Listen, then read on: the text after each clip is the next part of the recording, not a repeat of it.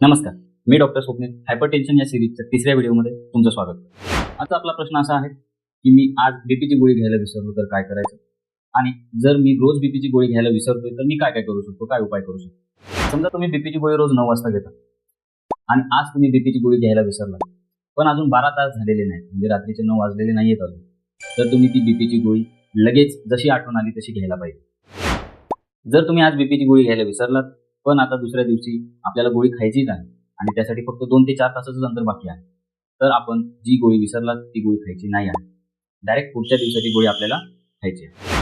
समजा आज बीपीची गोळी घेताना मला आठवलं की मी कालची बीपीची गोळी घ्यायला विसरलो होतो, तर मी आज 2 गोळ्या खातो, चालेल का? तर असं बिलकुल चालणार नाही.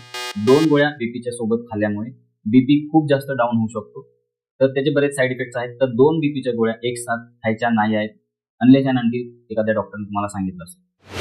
समजा बीपीची गोळी घ्यायला मी विसरलोय आणि त्याला 12 तास उलटून गेले आहेत, तर मग आता बीपीची गोळी तर खाऊ शकत नाही. मग काय करायचं?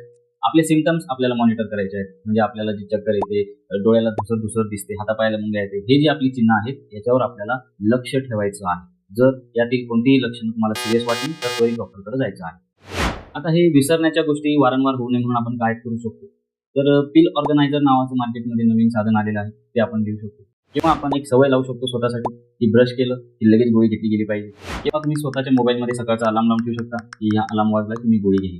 किंवा तुम्ही आपल्या नातेवाईकांना सांगून ठेवा की मला ह्या टायमिंगला बीपीची गोळी सकाळी दे. तर बीपीचा धोका कोणत्या लोकांना जास्त असतो, या प्रश्नाचं उत्तर आपण नेक्स्ट व्हिडिओमध्ये बघणार. हा व्हिडिओ आपल्या गरजू नातेवाईकांपर्यंत पोहोचवा, शेअर करा, लाईक करा आणि सबस्क्राईब करा.